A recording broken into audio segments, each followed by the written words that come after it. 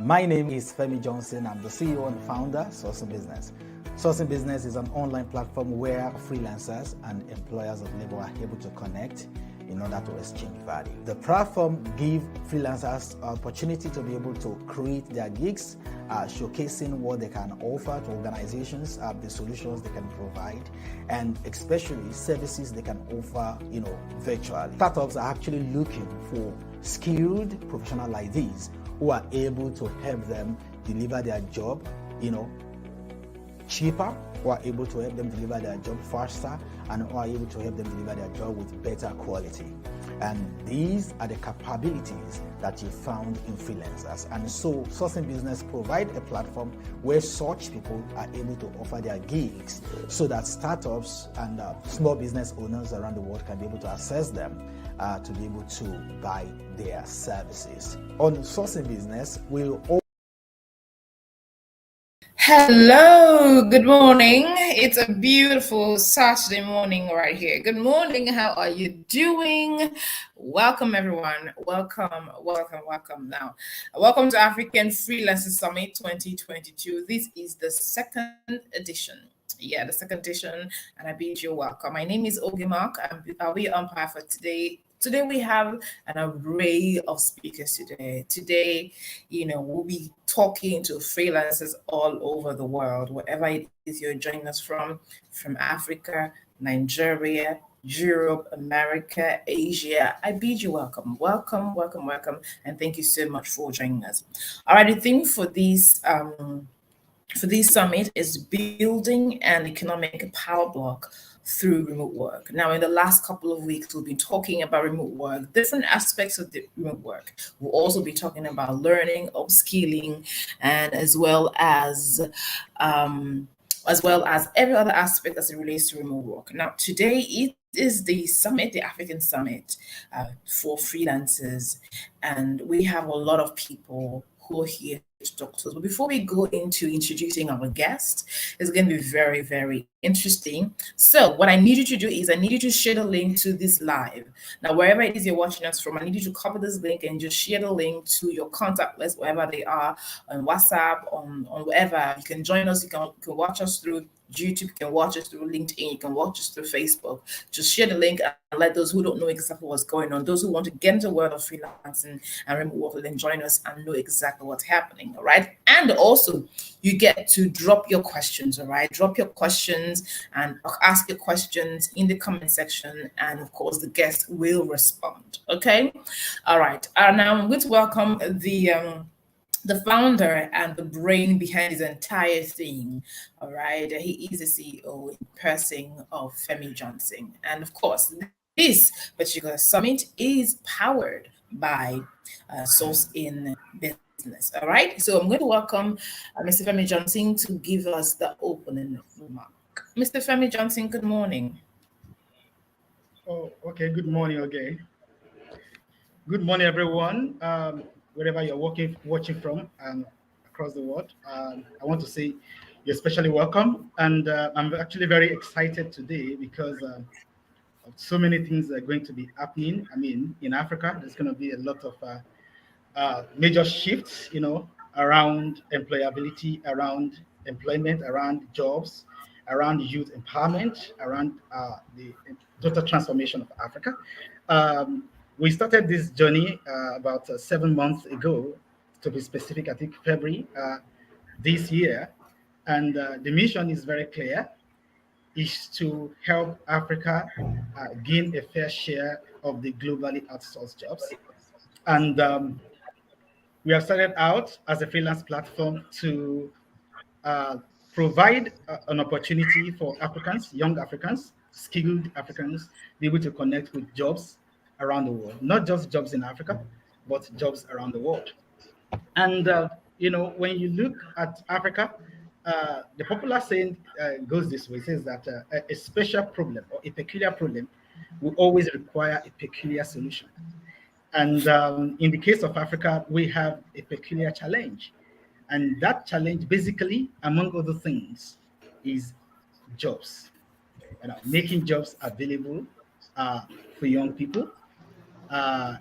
It's been said, unarguably, across the world, that Africa owns the largest population of working group, active groups across. Talk of Europe, America, Asia, and the rest of it. Africa, a population of over 1.4 billion, actually have the largest number of young people between the ages of 16 to maybe 40 or 35. And in this same part of the world, the major problem has been not poverty, but lack of jobs. In most of the times, people always attach the main problem of Africa to poverty, and it has never been poverty. I do say something. If you see a poor man, give a poor man money today, by tomorrow it will still be poor, because his problem was never poverty, and the solution to his problem was never money. But when you give a poor man a job to do, okay, then at that moment it ceases to be poor. So that tells you that no matter how many billions of dollars of loans is given to Africa, billions of dollars of credit facilities to Africa, we never end poverty in the continent. What will end poverty and all other challenges we confront with today will be led principally by job creations or job partnership, as the case may be. And because at Sourcing Business, we're pioneering revolution in gig economy, the focus is to say that in as much that there is a need to create more jobs in Africa, to startups and all of that, Africa needs to start borrowing model from other parts of the world, from places like China, like India and Japan. These are countries today which have been able to move from the third world, to the first world. And how did they do it? They didn't only leverage or rely on their ability to create jobs, to create businesses in their continent. They've been able to develop models to mobilize their young people to tap into globally outsourced jobs. And this has worked for them in India. It's working for them in China. It has worked for them in Japan.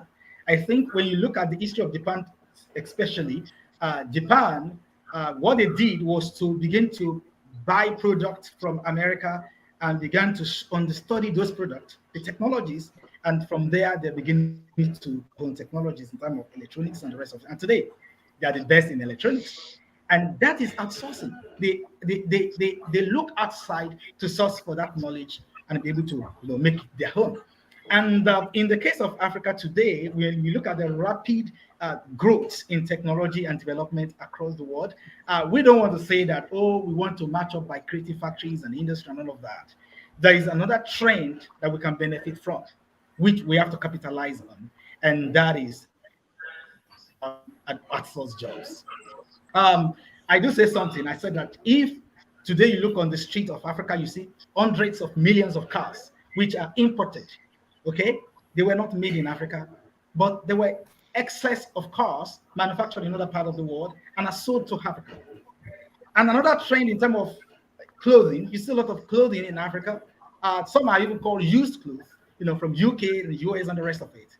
And they are pushed to Africa. I said if we can have used cars coming to Africa, if we can have used clothes coming to Africa, then we can also have used jobs coming to Africa. So what I'm saying in essence is that there is an opportunity to push certain jobs that are less essential, as you might want to call it, in Europe and America to Africa, because it will be a better advantage for the host countries. I mean, Europeans, Americans, Asians have a lot of need for more hands to join. If you look at what is going on across the board today in Europe and America especially, you see immigration policies encouraging Africans and Asians to come, not for any other reason, but to come and take up certain positions in terms of jobs. And, when you look at challenges that come with that, and what is the challenges is the immigration challenges, crime rate. And a few days ago, there was the issue of, a stabbing in Canada, which is very strange. And you can trace that to immigration. So to solve such kind of problems in America, in Europe, and Canada and the rest of it, is to start thinking that, look, you don't have to bring everybody to your space. Okay, you have to start developing strategies to ensure that certain jobs go to Africa. And Africa is ready for this. And essentially, that is the purpose of this platform, to mobilize Africa, because the countries I've mentioned, like India, like China and Japan, it didn't happen to them by accident. Today, you have accidental freelancers from Africa. You have accidental successful freelancers from Africa. You have them, here and there. And I would say somebody will say, "Oh, there are freelancers in Africa. There's freelancers." No, it has not been coordinated. And in a space where you have such a level of unemployment and crisis in the continent, you know that freelancing, I mean, gig economy is a process that must be coordinated, by every, actors, across board. And that Right. is just, when you look at the kind of people we have today coming on board to talk to us. So I will say to our viewers, I want you to sit tight. I want you to stay to the end of this program, because you're going to be listening to wonderful speakers, and your orientation will be different, at the end of this program from, when it started. So thank you, everyone. And I also want to say, finally, thank you to all our speakers, from Professor Jacobs, Professor Ndubisi, Dr. Khalid Fahad, Miss Lohi, Mr. Jonathan, Mr. Goswigul, Mr. Itayo, and every other people, that I even spoken to at the very shortest time, before this date, and they were magnanimous enough to make the time available. So thank you so much, everyone. See you at the end of the program. Thank you. So, Oge, please. Okay, so that was Mr. Femi Johnson. He's the brain behind Sourcing Business, the entire brain behind the Freelancing Summit. Now we'll move on to our very first speaker, who is not a stranger. This is home, and she's been here before, in passing of Miss Lohi Omo Izomo. Now, Miss Lohi is currently creating. She is a business strategist and a marketing expert, and she's currently creating, managing, and overseeing the marketing strategies, the branding, and managing businesses strategies for new business unit at Comtrade Group. All right, and of course, she's here to talk to us on freelancing, on this freelancing summit. Good morning, Miss Lohi. It's good to have you here. Morning, Oge. Thank you so much for the welcome and the introduction. And thank you as well, Mr. Femi and your team, for the amazing idea of Sourcing Business. And it's such a great platform. Also, well done to all the speakers. I'm looking forward to all the amazing content that will be shared today. So, like Oge already said, my name is Lohi Omoizomo, and I'm the Senior Manager of Marketing and Strategic Business Development at Comtrade. Then I'm also the CEO of the Maximalist Resources, which is a business platform for young businesses and startups, and also the founder of an NGO dedicated to train and mentor young women in skills in Nigeria for free. But today, I will be talking on developing critical skills for freelancing. And the way I tie the points I'll be sharing today is also not just going to focus on the skills, but on the strategy on implementing those skills. Because if you know the skills and you have them and you do not have a plan of implementing them, then you just become a storage bank. So basically, what is freelancing? Like we already know, it's working for yourself on your own time, based on your own schedule, and not exactly working for a company or an organization according to contract full time.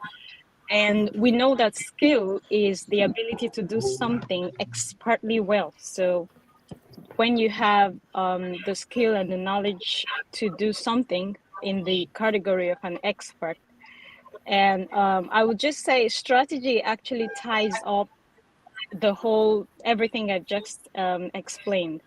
So whether you're freelancing, you are working somewhere, strategy helps you bring resources and skill together in one place, so that whatever you're doing has a characteristic art to it, and then it comes out looking beautiful.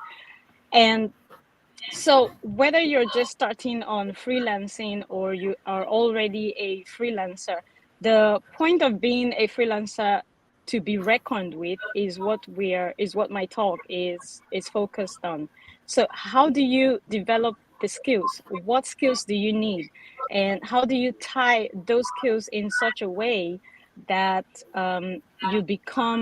you can stand out? Because we already know that the freelancing field is already congested, and we're not just talking about Africa, we're talking about the world at large. People these days prefer to be freelancers. They want to work based on their own time, based on their own schedule, and so it's a thriving field. But how do you stand out?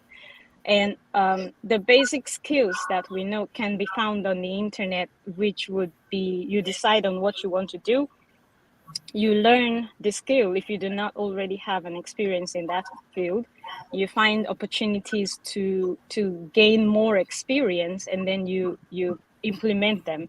Maybe you then have a website, or you join a platform like SourceIn, so you can easily find contacts and business opportunities. But that's not what I want to talk about today, because all of those information, you can easily find them on Google.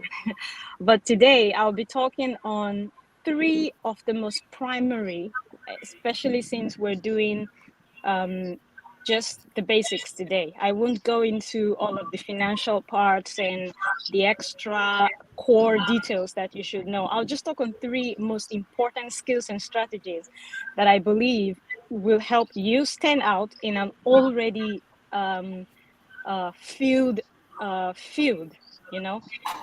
So there will be, I discovered all of this from my research, from working and consulting with young business women in Nigeria. And so the first thing that I would like to share is what I discovered most people do is when they want to go into freelancing, they go for what is already available. So you want to be a content writer, you want to be a digital marketer, you want to be a photographer, a freelancer. But there are already millions of people who are renowned professionals doing these already. So my recommendation is to do a research and find the loopholes that freelancers already have. So that becomes a skill that you can sell. And let me explain. If you, for instance, find that freelancers, one of the major problems they all have is negotiations and pricing. So the challenge of not overcharging or undercharging. So how do I place my knowledge and my professionalism to the point that when I charge a client, I'm not overbilling them and then they run away? And how do I negotiate with a client who wants to do long-term partnership and not short-term partnership? And these are general problems that freelancers have today. And so that's a loophole in freelancing already. So you can decide to go for a skill that is needed by freelancers. And by doing that, you already solve one major problem. You have already client base already. So you can go to a platform like Sourcing Business or any other freelancing platform and reach out to freelancers with your solution, with your skill that you already found as their loopholes. And because this is a major pain point for them, you will not need to sell much or pitch much, and you already have a client base. And once that area of specialty is decided on, while you are gaining focus or gaining more experience in negotiating, let's assume that you decide to learn how to help freelancers negotiate and build their price list. While you are learning how to be a better negotiator or taking courses on finance management and billing and pricing, you can then begin to work on your local network. So you already have a client base, but to create a native client base for yourself, you can offer your new skill for free to people who have access to a wide network. For instance, a pastor, or their kids, their wife, or your doctor, or the ignorable taxi driver. I found out something. Taxi drivers can't keep quiet when they are driving you in a taxi. They will talk about everything, and that includes True. what you did for them for free. And Yeah. so they are the best salespeople you can ever get if you're trying to do freelancing and get new client base. Because if you do something for free for them, ask them. So let's say you're driving. Do you have a structure, a cost structure? I'm learning this new course, and it helps me build price lists and price structure. I can help you create this your driving business pricing and costing in such a way that it will look so professional, and the next time you have a client, you will have an orderly way of putting it together. And if you help them build that, especially if they have other taxes that they let out, and you help them build that structure around their business, the next time they have a client in their taxi, they're going to tell the client, oh, I met this client, I drive this person, and the person does this, and he did this for free, blah, blah, blah, blah, blah. So it's free ad for you. And point one, like I said, find the loopholes in freelancing. Point two, find your native network that you can access and harness for free and offer this new skill to them for free. Your doctor, your pastor, your taxi driver, the gate man in your company or in some company somewhere, just offer this skill to them for free. And then the third thing that I will just talk about is that most freelancers I've noticed, or business owners, talk about themselves. People don't want to meet you. They don't care about you. They care about the solution that you are offering. So instead of talking about yourself, what you can do, how it's intelligent and how smart, how experienced you are, you want to turn the spotlight from yourself to your solutions offerings. So you want to be talking to people about your product, about the skill that you offered, about how well it can help them run a better business and how effective it can make their lives. And I learned something recently from a new mentor I'm following, Kim Krause, and she talks about defining content for your business. And what is the point? She said, review the benefits of your content, your product, whatever it is that you're selling, to the tiniest point of indivisibility. And what does that mean? So, what is the benefit of negotiating to a freelancer? Since this is the example I started with. When you find that benefit, ask yourself again, what is the benefit of that benefit? You've just come up with two benefits. Ask yourself again, what is the benefit of that benefit? And then keep asking until you have exhausted every possible benefit question around that solution you're offering. At that point, you will be able to address different categories of your client base. The person who just needs the basic benefit, the person who needs you to go further down 2 steps into the benefit offering of your solutions offering, and the person who just needs the first point of your benefits offering. So 3 things that you need to learn, skills that you need to learn, and the strategy to implement them to become a freelancer to be reckoned with. 1, find the loopholes already existing in freelancing. 2, while you are getting, if you do not already have experience in that loophole field, while you're getting experience in that field and waiting to reach out to the already existing market of freelancers, start building a native local network.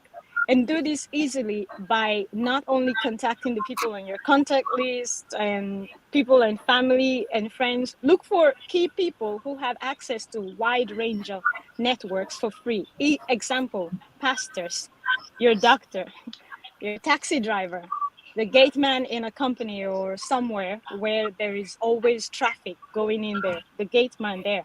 And then the third, create to effectively build a structured PR story around your solution, not around yourself. And to do that, you need to divide and break down the benefit of your solutions offerings to the tiniest indivisibility, to the tiniest point of indivisibility. So keep asking, what is the benefit? What is the benefit of the benefit? What is the benefit of the benefit of the benefit? Until you have exhausted every possible benefit that can come out.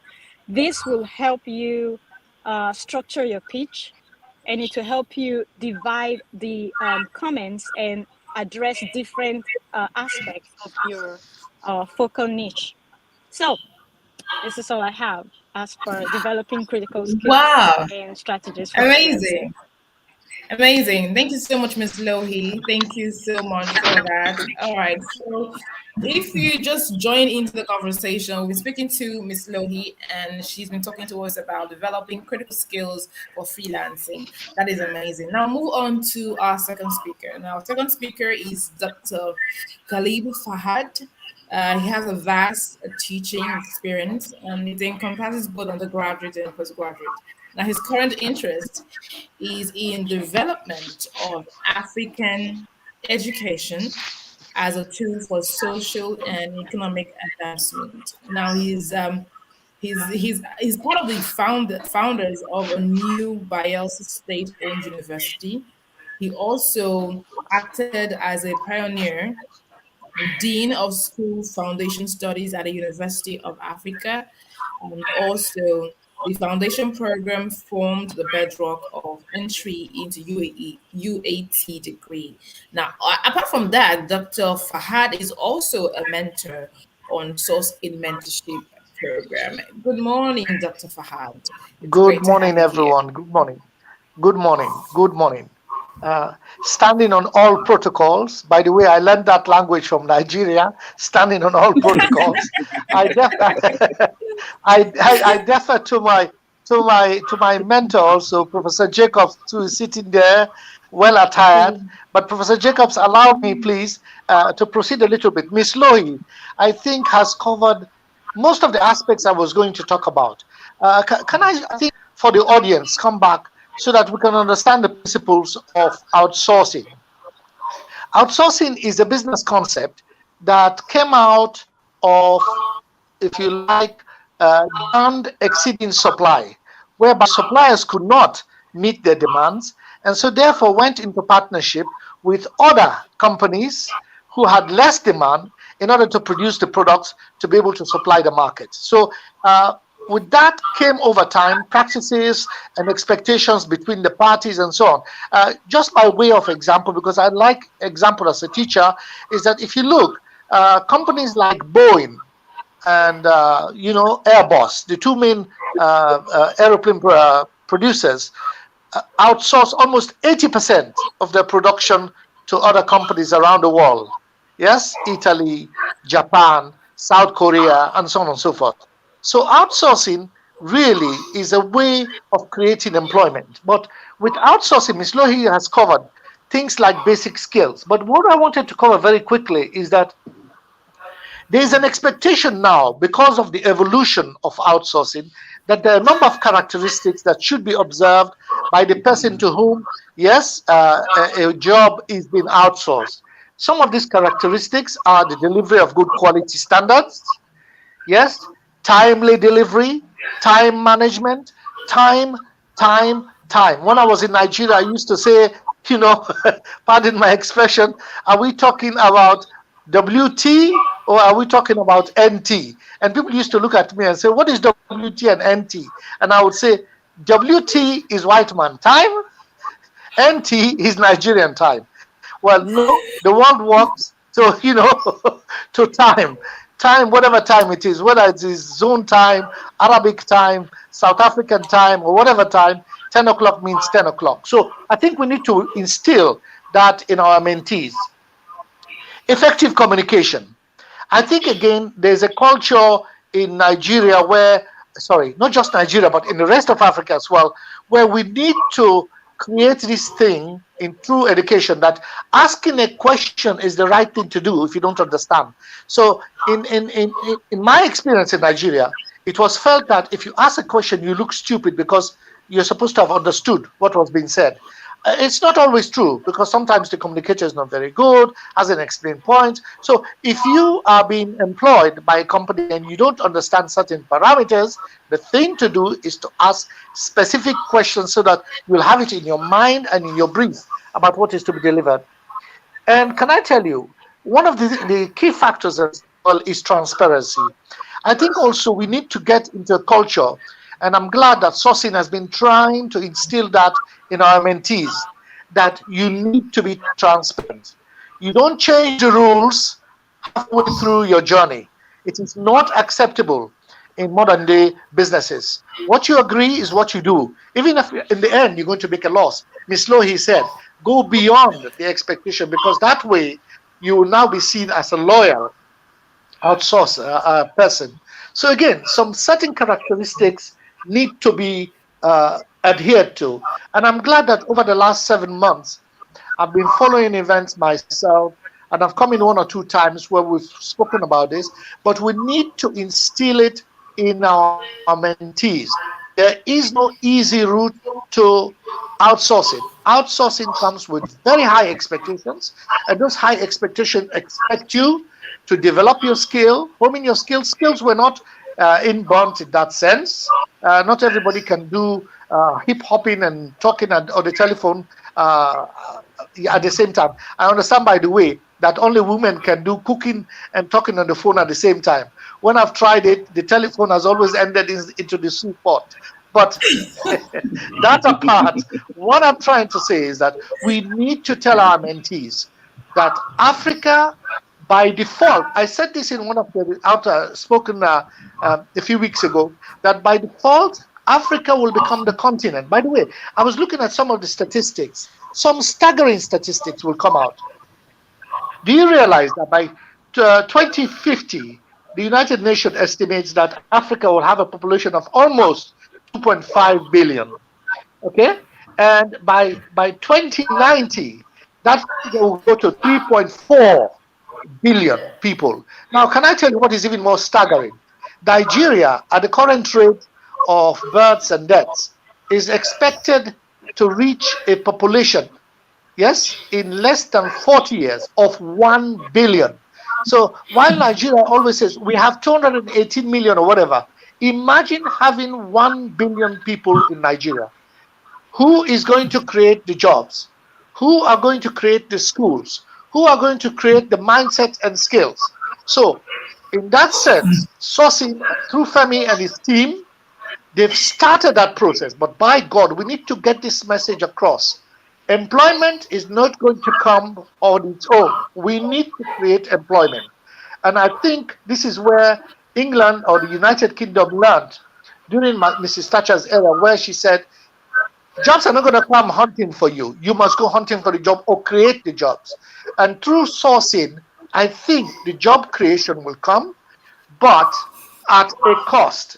The cost of developing our skills, making sure we become more competitive. And can I tell you, I want to get away from this language of cost, because cheap cost may be replaced, but quality cost will not be replaced. So let's learn that. The Chinese have learned this principle. The Chinese used to go for low cost because they wanted employment for their people.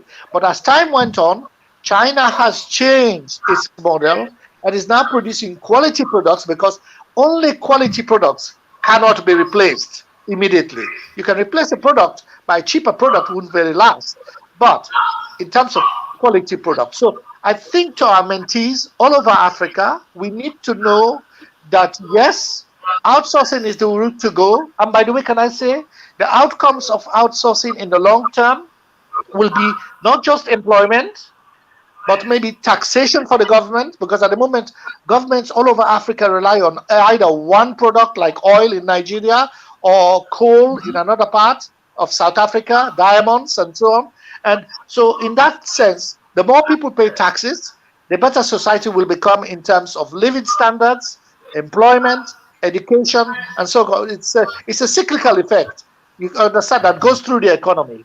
So long term, outsourcing will ensure that all the things that governments are trying to do will achieve. And can I tell you also, I hope that this outsourcing particular forum today will be heard by some of the politicians, especially in Nigeria, who talk about creating employment. We will create employment, and I'm always saying, how? I don't think some of them yet have a clue that outsourcing is one of the routes to create millions and millions of jobs for graduates that are coming out without having the requisite jobs. So in that sense, outsourcing should be supported. People like Femi and others to come after him, because there will be copiers in the continent of Africa. We need to go not just for 5 million, which is a very ambitious rate, but to go for 50 million in the next 10 years, so that Africans can then create that empowerment that will benefit society and benefit the whole of mankind. Thank you very much. Thank you so much, Dr. Fahad, for that. Yes, so if you're just joining us, that was Dr. Fahad, and of course, we're talking about the process of creating these jobs. And yes, he said that we are job creators. Now, I'm going to move on to the next guest, but before I move on, I thought I spotted a few questions here. Thank you, Essien, Akintayo, Ayonde. Thank you so much for watching us all the way. Thank you so much for watching us. All right, so we'll move on to our next guest today. Now, we'll be talking to Mr. Gus Wiggle. He is a very a successful and experienced insurance and risk management professional. And of course, with over 37 years of experience in all the sectors in the insurance industry value chain. And of course, he's also had 16 years as experience, as a CEO.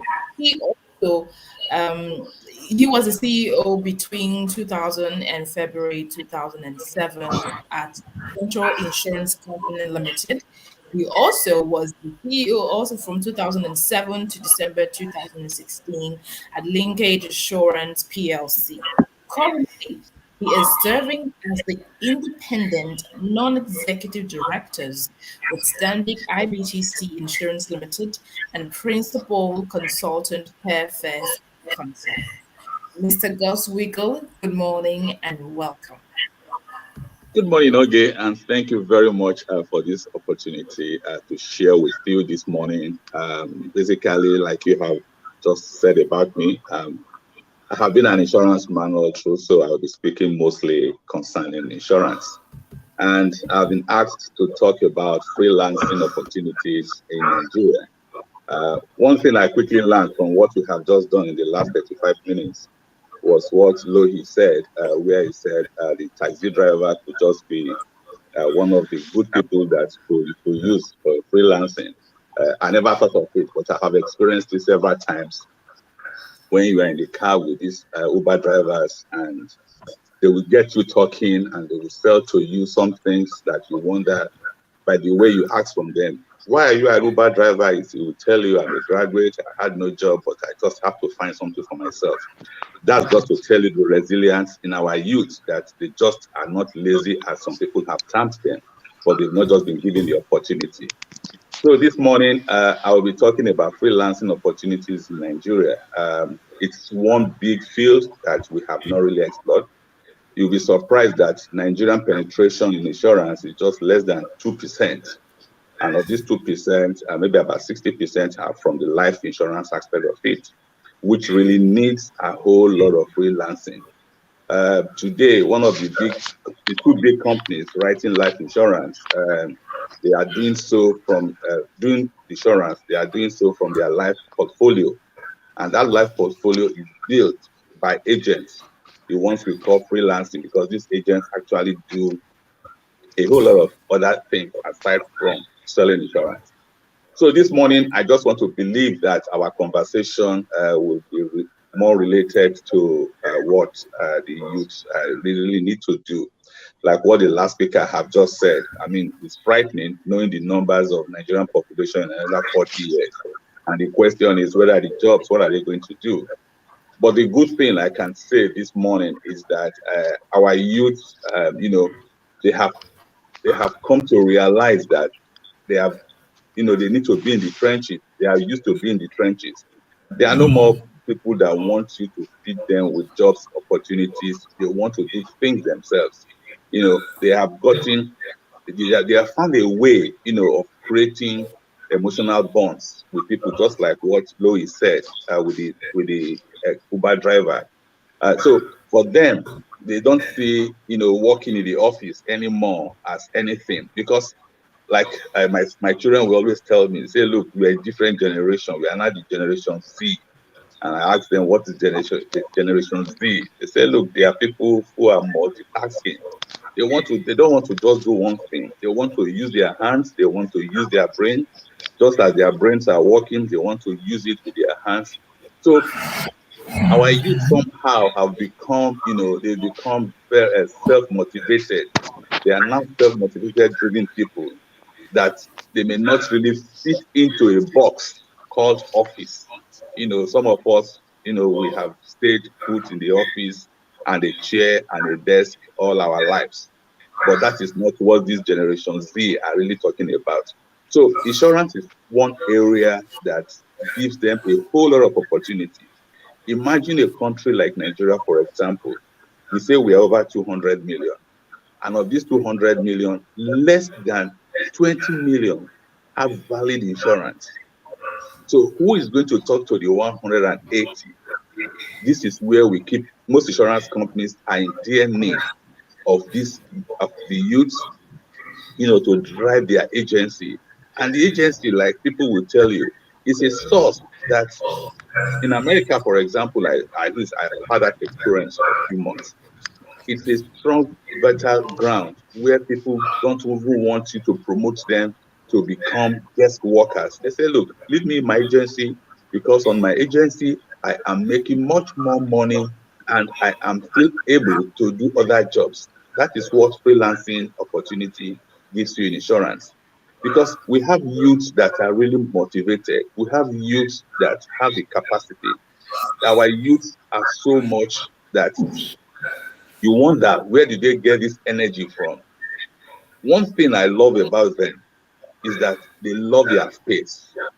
And when you love your space, you don't want to give it up. And that space is the ability to be able to do other things apart from just one item, because they are looking for different sources where income can flow into. And that is what is really driving them. So every person that wants to go into freelancing needs to know that there is great freedom. It gives you great freedom in trying to do whatever you want to do. However, you should know that great freedom comes with great responsibilities, because the much freedom you have, the greater the responsibility comes with it. Because if you work from home because you are freelancing, the more you begin to see some challenges while you just have to continue to work, continue to hit the target. I give you an example. While we were working, or in my working career, there was this young man who, after he was 40, he came to me one day. He said, MD, what do you think I can do with my life after 40? And I said, I don't know. It's you that can define. He said, you know what? I want to resign.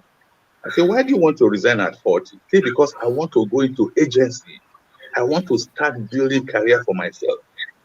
And in 6 months, this gentleman did far more than what he ever did in the 3 years he worked with us. And I said, you mean? He said, yes, because he now has the opportunity to work at his own pace. He now knows that if he doesn't work, he will not eat. He will not have money to pay his bills. So I said, kudos. So, agency has now become a way. Everybody now wants to go into agency. So it's an opportunity for our youth, our people who are looking forward to paid employment. Paid employment to an extent now does not even, like they say take home pay, does not even take you home anymore. It drops you by the 15th, by the 10th, 15th of the month. So it's no more a take home pay, but just, to escort you to the end of the month. But when you are a freelancer, an agent that is earning income, I tell you, you just have to do it the way you want it. You will know definitely that living big in the world we are in now, you just have to define yourself. So I always tell people, I say, look, it is not just enough. However, when you talk about freelancing, see, you're talking about freelancing, there are great opportunities in it, like I have mentioned to you earlier. In those days, we're not calling it freelancing, we're calling it agency. But of course, we have redefined it. We now call it freelancing because we can do many other things. There are companies in Nigeria, I can tell you for free, that are even looking forward to freelancing agents. ICO, FBN, Stanbic, IBTC, many of the great life insurance companies, they are really looking out for these target-driven freelancers. And I'm sure as we continue in this discussion that Femi have created, this platform he has created, I will continue to share with people what the benefits of freelancing. But let me just quickly say here that you must have some skills to be able to achieve this. What are those skills? One of them, the key of those skills is communication, because communication will help you, to be able to reach out to the other person. You cannot but be a good communicator, to reach out to clients. If you are this type that is shy, if you are the type that feels you can't talk to people, freelancing may not really be the best for you, because as a freelancer, you must be very good in communication. You must be very good at reaching out to your clients. And of course, I don't need to say it, you need to be very good in spoken English. If you can't write it well, but ensure you can speak enough that can convince your client the product you are having. Then the second one is, after communication, you need to know the industry you are selling. You need to know about what is it you are trying to sell. You need to have it at the tip of your fingers. I mean, the client you are selling, he doesn't know. He's relying on you. He's relying on information that is coming from your own end. So you must be on top of the industry. That is, you must have a knowledge of what's in that industry. Another skill you need to have is the skill of, I think, a negotiation. You need to be good at how to negotiate. I imagine a Uber driver, for example, how he's telling you that he has a property. I've experienced it. He was even selling properties. He was selling houses, land in Lekki, Aja, Axis, telling you there is this building. Oh, you will love it when you see it. It's someone like you that fits into that kind of house, and he's telling you, yes, it's for 34 million, it's for 44 million, but he's trying to woo you to see why you should be interested. This is just part of the freelancing we're talking about. I honestly did not think about it until Loie said it this morning. So I am taking it too. I am putting it as one of the areas of freelancing. So Loie, thank you very much for sharing that with us. Again, another skill you will have is marketing. You need to have a skill in marketing. You need to know how to market the products you have. There have been people who have, sold to us, items that you really don't need. But because of the skill of the gentleman in marketing, you have sort of fallen in love with what he is selling. And that is what insurance is. You are buying a product that is not seen. So you need to know how to sell it to that gentleman or that gentlewoman who wants it. You need to let him know the benefits of it. You need to let him know what he's going to derive from it. You need to make him feel alive with that. Like before, we used to say, oh, we sell life insurance. We don't say life insurance anymore. Instead, we say we sell investment products. We sell the products that, by your passage, you will, your dependents will have this, will have that. Because everybody says, no, I don't want to buy life. I mean, you are selling life insurance to me. You want me to die? So people are, edgy when it comes to that. So what do? We say, no, we sell you endowment policies. That's what we said. Instead of, before, we used to say we will sell you burial insurance policy. You say, oh, I'm not even dead. You are already selling me a burial insurance policy. So we said, okay, let's change the name. We won't call it burial again. We just say, oh, home calling insurance. It sounds better into the ear or the man who is buying it than telling him for burial. Homecoming could just be many things to many people. So he will rather just be comfortable with homecoming insurance. Of course, homecoming is that you are going to be buried after this death. So that is it. Another skill we try to tell people who are going to freelancing is that they need to have this empathy. You need to put yourself in the position of the person you are selling this product to, because he wants you to feel him. He wants you to he wants you to connect with him. And how do you connect with him if you don't have empathy? So it's a skill that you need to develop. If you are the type that say, I don't care that's your own headache. That's not my headache. It will be difficult for him to really connect with you. I think I can say again, another skill you can have for freelancing for insurance opportunities is always ask for feedback. Feedback helps you to improve and maybe correct any mistake you have. And so at the end of this program, today, for example, I expect Femi to ask for feedbacks. How the participants, what was their gain, the presenters, how did you see them? I'm sure Femi will ask for feedback. The same as a freelancer, we enjoin you to always ask for feedback, and that helps you, to improve in your skills.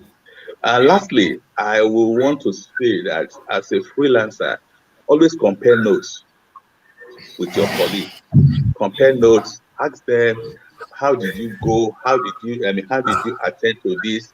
I had these challenges, and this was how I was able to go about it. If you were in this position, how will you have attended to it? I had difficult person I was trying to connect with. These were the challenges I had. It's good to compare notes.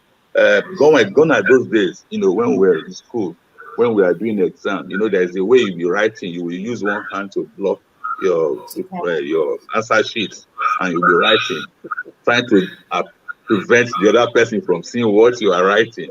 The same way it is in marketing. You don't try to shield the other person. Instead, try to compare notes to improve yourself. And with that, I think you can really have so much to gain in freelancing. Finally, let me just say that it's a wide field.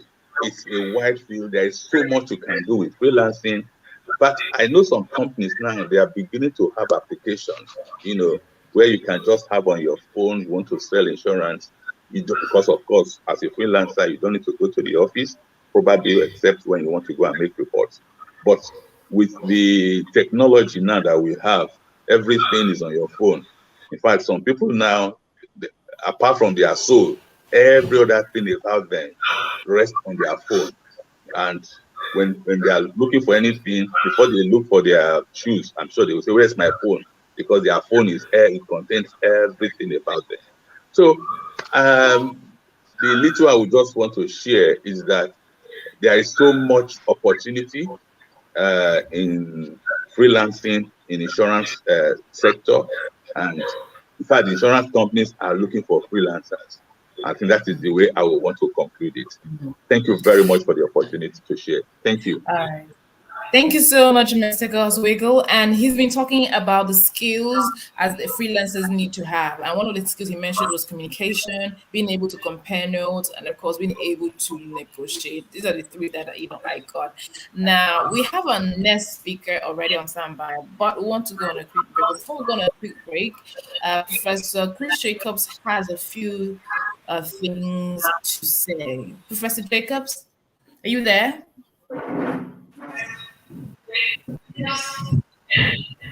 Professor Jacobs. My name is Femi Johnson. I'm the CEO and founder of Sourcing Business. Sourcing Business is an online platform where freelancers and employers of labor are able to connect in order to exchange value. The platform gives freelancers opportunity to be able to create their gigs, showcasing what they can offer to organizations, the solutions they can provide, and especially services they can offer, virtually. Startups are actually looking for skilled professionals like these who are able to help them deliver their job, cheaper, who are able to help them deliver their job faster, and who are able to help them deliver their job with better quality. And these are the capabilities that you found in freelancers. And so Sourcing Business provide a platform where such people are able to offer their gigs so that startups and small business owners around the world can be able to access them to be able to buy their services. On Sourcing Business, we'll All right, we're still here on African Freelancers Summit. If you're just joining us, wherever you're watching us from, thank you so much for joining. We're going to go quickly to our next speaker for today, and he is Mr. Jonathan Okalonwo. Now, he is a co-founder and board executive at Global Croft Limited Medical. He's also at Ruby Unique Natural Premium Products Limited, and also at Ubesco Energy Limited. Now, Mr. Jonathan is a C-level executive leader with expertise in all facets of business management, strategy and development, learning and change management, organizational management and leadership, marketing, information systems, and project management. He is also a mentor at Source in Mentorship Program. Good morning, Mr. Jonathan. It's good to have you here and welcome. Good morning, Oge. It's nice to see everybody here, and thank you to all my previous speakers. And it's been quite an interesting conversation so far. I'm just trying to upload my slides, if you don't mind. I have a few slides, and thank you to the previous speakers,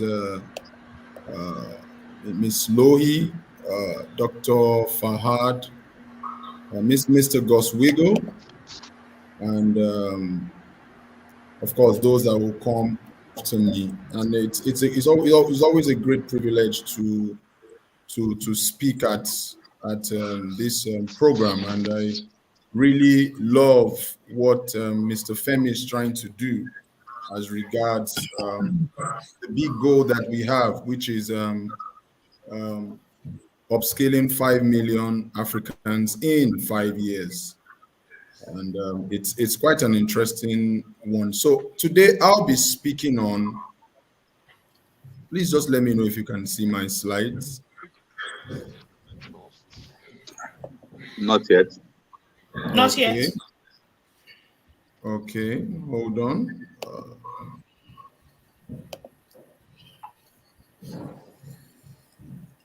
I already uploaded my slides.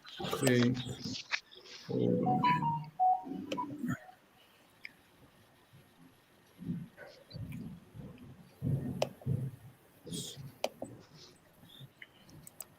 Today, I'll be speaking on how to be an effective and can you see my slides now? Yes, sir. Okay, great. How to be an effective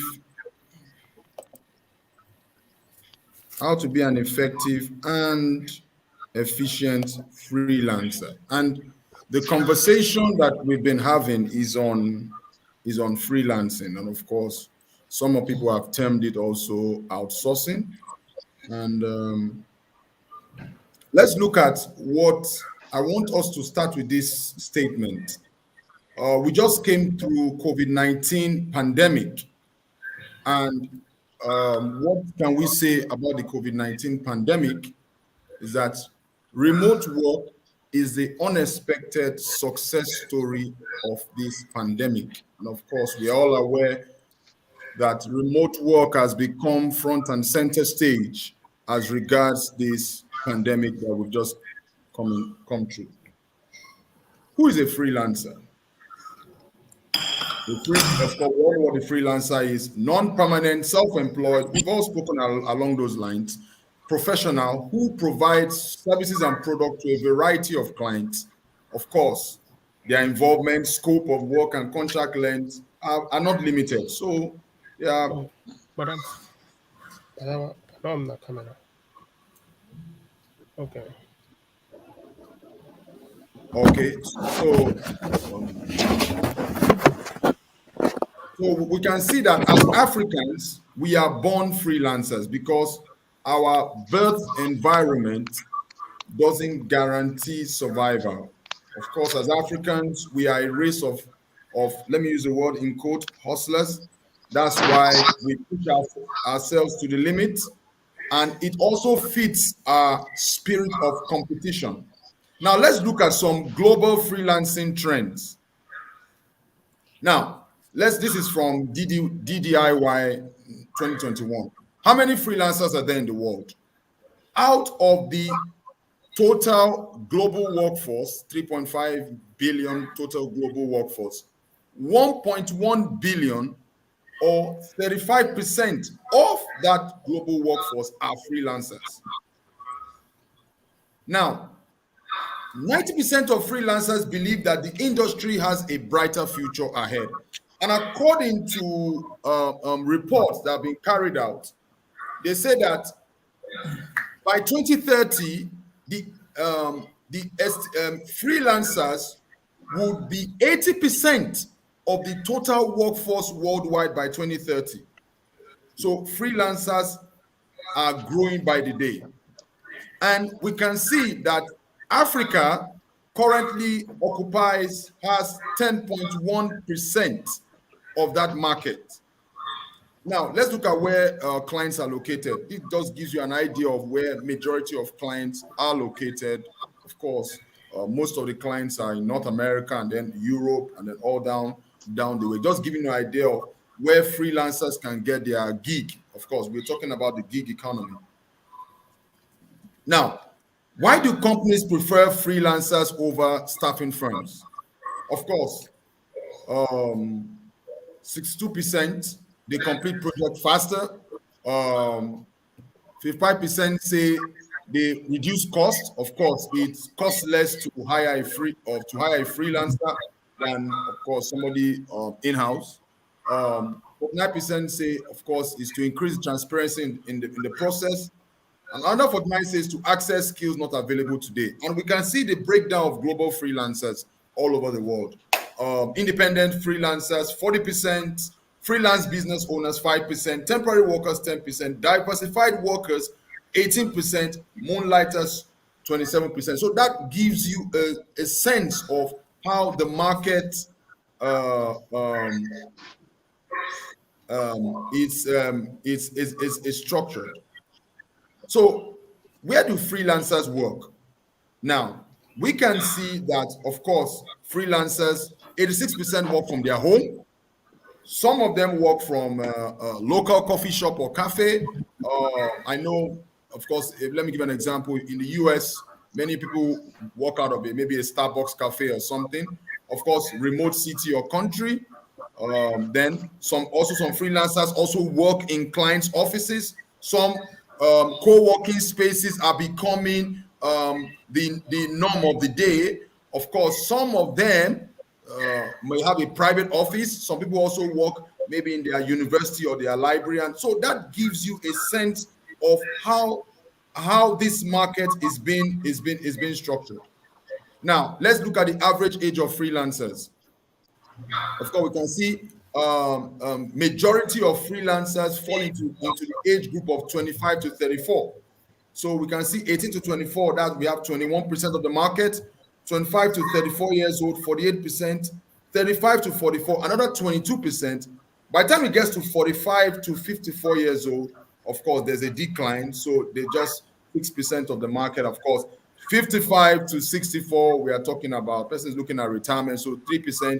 And senior citizens, 65 plus, just 1% of the market. So you can see that the freelance market is a young market. It needs young, vibrant, energetic people. And we have that especially in a country like Nigeria. 60% of our population is under the age of 30. Somebody had mentioned earlier that Nigeria, we have a total population of over 200 million. Now, if you do the math, 60% of 200 million are under the age of 30. So we have a vibrant population looking for opportunities. Now, let's look at the top ways whereby freelancers find work. 41% find work through a previous client, 38% find work through word of mouth. Some people find work on social media. Of course, we have platforms, the big platforms today. You look at Upwork and the likes. Some find work through professional networking. Maybe they go to events and they are able to get 1 or 2 gigs here and there. Also, some 24%, there are online ads today or job boards. Some maybe for a client they've worked on before, the client gives them a referral to another client, 20%. Then, of course, the gig economy apps, we have that, and also recruiting agencies. So it's a vibrant market. I believe freelancing also has a future, especially in the world that we live in. And even since we are talking about African Freelancers Summit, also in Africa and all that, drilling down to Nigeria. Now, let's look at the types of training freelancers believe would advance their careers. 40% feel that they need networking skills. 35% believe they need marketing skills. 33% believe that they need financial management skills. 28% believe that they need product management skills. And 25% feel they need skills to transition to a new field. So we can see here that among all the skills, the one which is major is networking skills. And I like to term networking skills relationship. How do you manage your relationship? What's your relationship management like? What's your relationship currency like? So it's very major as freelancers or people who want to be successful freelancers or who are looking to go into that industry. They need to have all these skills, but majorly look at networking skills and after that marketing skills. Now, let's see, what are freelancers concerned about? There are a lot of fears, a lot of concerns, a lot of things that they face as freelancers. 76% of freelancers are looking, how will I be able to get enough money to put into my savings? 75% are looking, will I be able to have enough money to save for retirement? 72% are looking, is the income is unpredictable. It's different from an employee. An employee has a job, is working in an office, and maybe when he gets to like maybe the 25th or 26th of the month, he gets his monthly salary. But if freelancers, if he doesn't get a gig, doesn't get a project, he has no income. So it's unpredictable. There's a lot of fear, anxiety among those freelancers. Then also they are looking at being paid a fair rate. How am I sure that the rate you are going to give me is commensurate with somebody of my own status somewhere? So you have those fears. Some are looking at access to affordable health care. Some are looking high taxation. So these are things that people go through. There are concerns, there are anxieties that a lot of freelancers are concerned about. Now, let me speak to the freelancers, and maybe for those who want to be go into freelancing. How do you become an effective and efficient freelancer in Africa? There are some tips which I believe will be of help. Number one is you have to be emotionally balanced. The world of business is very rugged, and of course, you see a lot of clients and people who have to meet people, and a lot of clients and things. So you see them, they have to deal with tough and aggressive clients, those who criticize their work, those who ask for revisions, and of course, when you are dealing with such situations, you may need to stay calm and respond politely.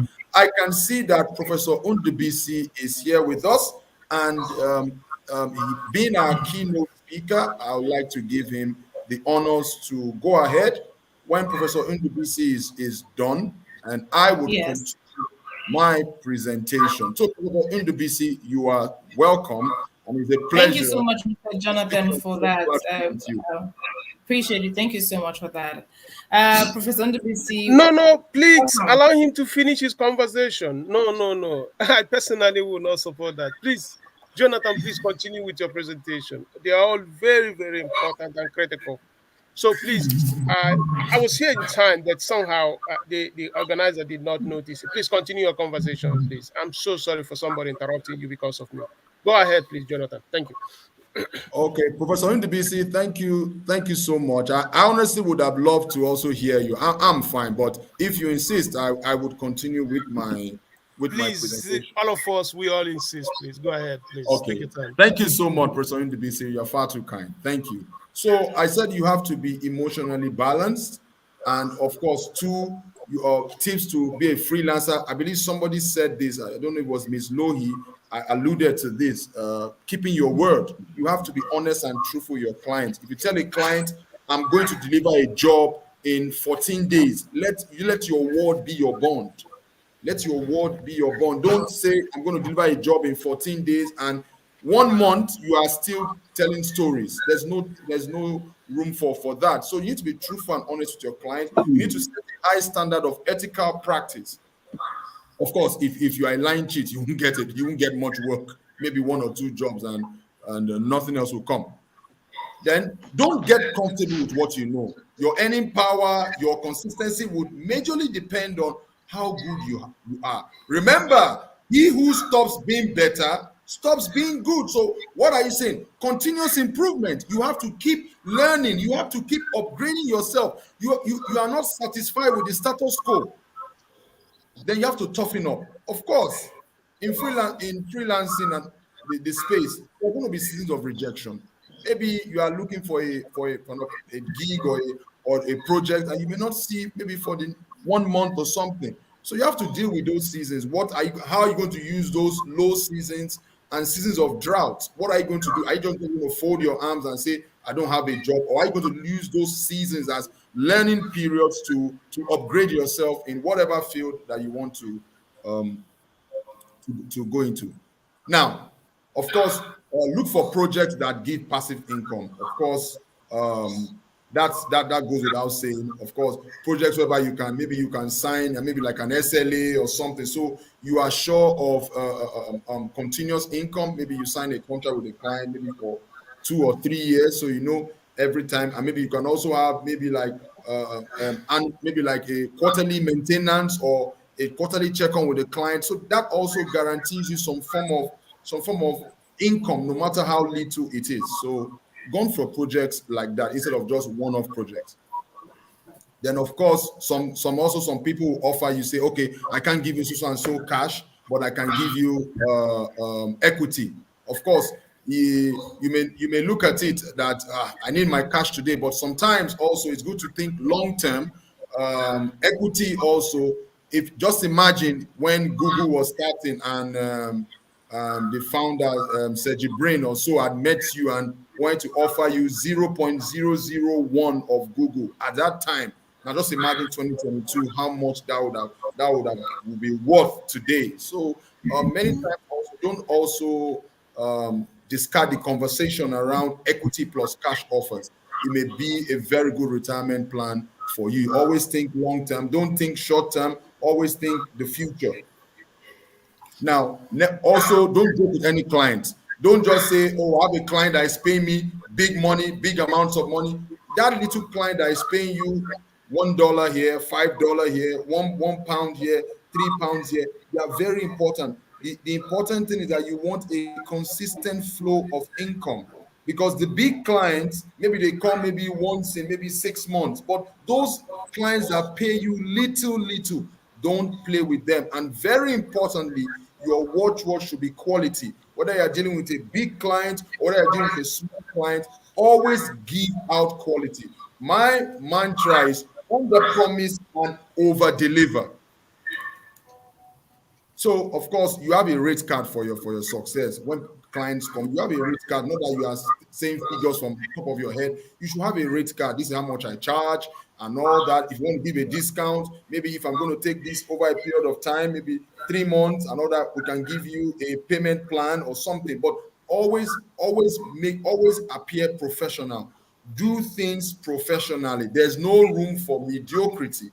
You are actually, even though you are a freelancer, but you're actually running a business. So run your business like a business.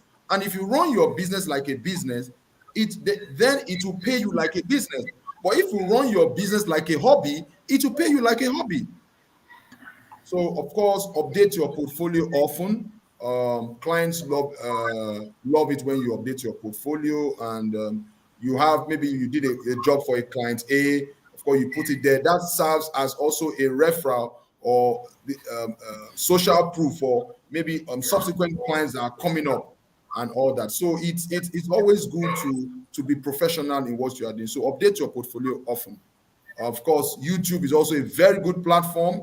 The world is now a global village. There are so many platforms. You are there from the comfort of your own home. You can shoot a YouTube video. Tell people one thing very important. I said how to do this. Everybody wants to know how to. You say how to do this. It could be maybe how to generate X amount of income in this. How to be a this. So everybody's always looking for how to's. So that could be a very easy way for you to start. You have a skill. Maybe it could be data analysis. Maybe it could be business intelligence. Maybe it could be IoT, Internet of Things or something. Shoot a small video, 1-2 minute video, how to do this, how to start out as a business analyst and all that. So it's their platform. I just brought out one here, which is YouTube. You can use that. And from the comfort of your own home, all you need is just a phone and data.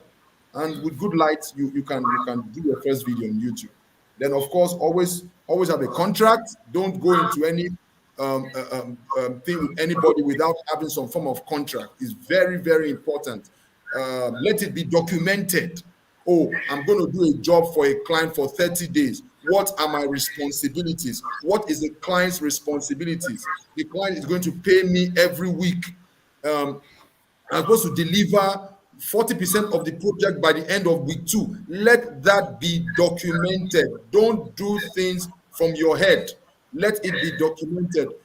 Nobody jokes with a document, a contract that is signed by both parties. Don't be in a haste to start a job, or you're looking at the money without signing some form of contract, no matter how little it is. Then also, if you have a lawyer friend to help you look through the contract so that you are protected and also your client is also protected. So this is a food for thought.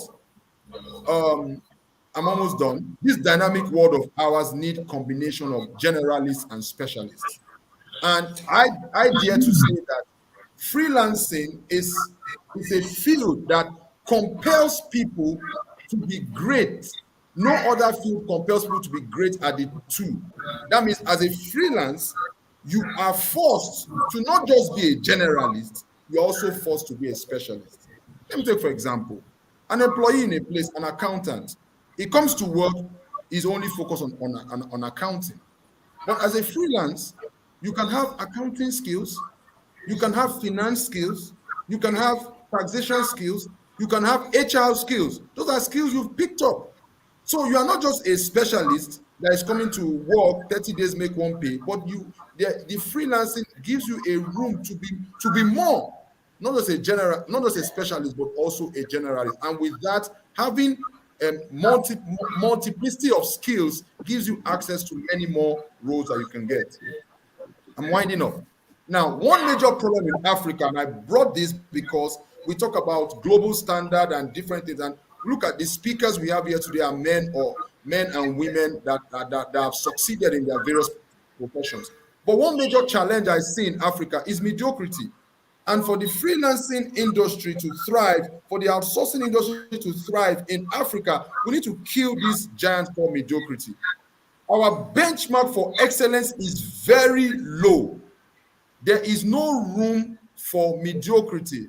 I mean, Dr. Fahad had mentioned about, he meant it jokingly, but he says when somebody gives an appointment, he asks them, Is it NT, which is Nigerian time, or is it the real time? Of course, I mean, time is money. Which if you have an appointment for 10 o'clock, 10 o'clock should be 10 o'clock, and all that. There's no room for giving excuses. So many times in Africa and Nigeria, we give ourselves excuses, and mediocrity is going to kill us.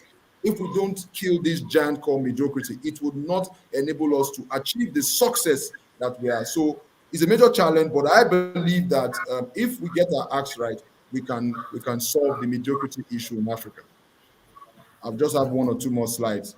Then, of course, to create the theme of this summit is a power block, creating an economic power block for remote work. And looking at it, I was thinking, how do you create a power block, economic power block? You need more enabling frameworks are needed in Africa. Because this African Freelancing Summit, Africa is blessed with a very young, vibrant, and curious population. Africa is home to over a billion people, and almost 480 million of those a billion people are young people. So Africa is blessed with a young and curious population. Nonetheless, efficient freelancing, and if I add, efficient and effective freelancing without enabling frameworks, it will lead to frustration. You can have the best thing, but do you have the enabling framework? So that's whereby we can now say we are building an economic power block for remote work. My last slide. Thank you very much. I believe, thank you to all the speakers that have gone ahead of me, and I'm looking forward to the next speaker, Professor Ndubisi. So thank you very much. Thank you. All right, thank you so much, Mr. Jonathan Okalanwa, and he's really spoken to us about how to be efficient and effective freelancer. Now, if you listen very carefully, there are points that he did make on how to be efficient, and one of which is he mentioned was always sign a contract. It doesn't matter the job or how big or small the job is. Always sign a contract. Right. It is African Freelancers Summit. And please do share the link with your contact list, your social media handle, so others can know exactly what's going on. And drop your questions in the comment section. We would love to read from you. Okay. You need to drop your comments in the comment section. We'd love to read from you. Now, Professor Jacobs is here also. He wants to give a type of announcement, and he's also our chairperson, and he is author and an international academic researcher, a scholar, and registered educational psychologist with the Health Professions Council of South Africa. And also, he is a mentor on Source in Mentorship program. Good morning, Professor Jacobs. It's great to have you here. Mrs. Mark, thank you so much. I shift my responsibility of being chairperson to you, because I know you can do an excellent job, and you really have done such a good job so far. Thank you. Let me acknowledge, and I want to be very brief. I want to make an announcement for everyone present, especially our speakers and even our mentees, to think about that. Yourself supporting Mr. Femi Johnson as the Chief Executive Officer of Source in Business.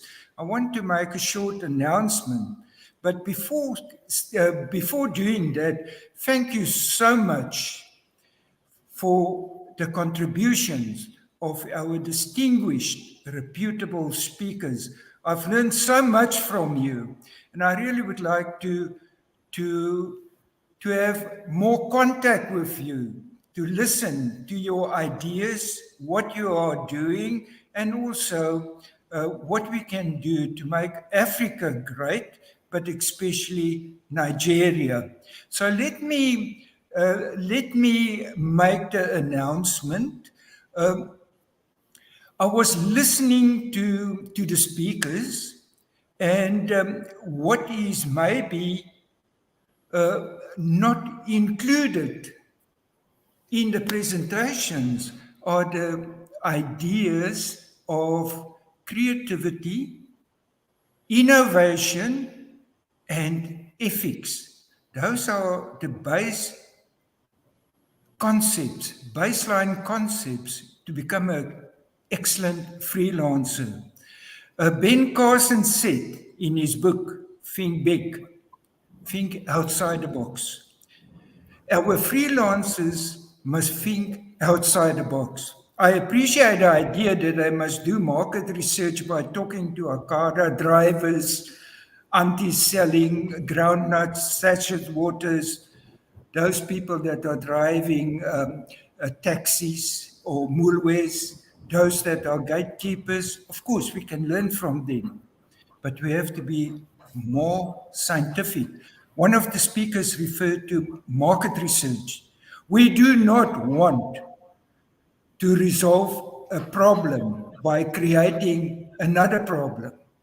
Let me, Femi, and I can see you, and I have so much admiration for you. You are an upcoming star in Africa. You promise what you promise, you do. I'm so proud of you. But listen to this one, Femi, and I address it directly to you. I'm not going to speak Yoruba with you, otherwise Ms. Mark. So let me tell you, Mr. Femi, is that a company, international company with its headquarters in Durban, South Africa, ScienceNet, offered myself and Dr. Fahad the Cape portal. They are a procurement company, but this portal that they give us free for charge. And I want us to work on this, and you are the champion of the idea of this free portal. Myself, Dr. Fahad, will work with you. What does that mean? It means that our mentees can register on this portal looking for freelancing opportunities. And the companies worldwide looking for freelancers are on this portal.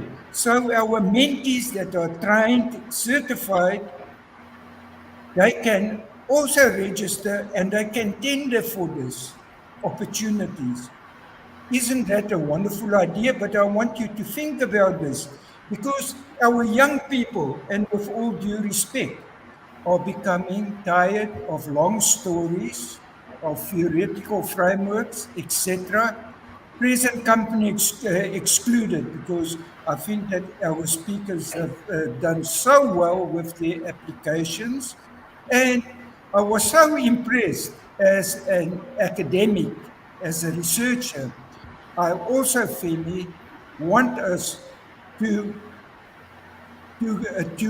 gather all the presentations of today, not only publishing it on YouTube, but I want to publish it on a flipbook, an e-book that we can present to our mentees, because it's very important information. They must read it. It will be a standard publication. I will be the editor if you give me the permission, but I want to use the contributions of our speakers. We can discuss that. Then lastly is that I do think what is very important is that it's not a discussion for now, but it's not only about Generation Z, Generation Y. We will also have to start looking, not for now, because we first have to do a good job with our young people in Africa and in Nigeria, but we also have a major responsibility regarding our generation that we can call the baby boomers, the millenniums, and then of course, the gray or the silent generation. Can you believe it? I'm classifying myself, and I do believe Dr. Fahad will soon also be classified as being part of the gray and the silent generation. We are not we retired, but we are not tired, like they will say in Nigeria. We still have a lot of work to do. But I think, yes, we really, as role models, we want our young Africans to succeed in freelancing. Freelancing is nothing more than entrepreneurship. Some of them have been trained at the entrepreneurship innovation centers at our universities.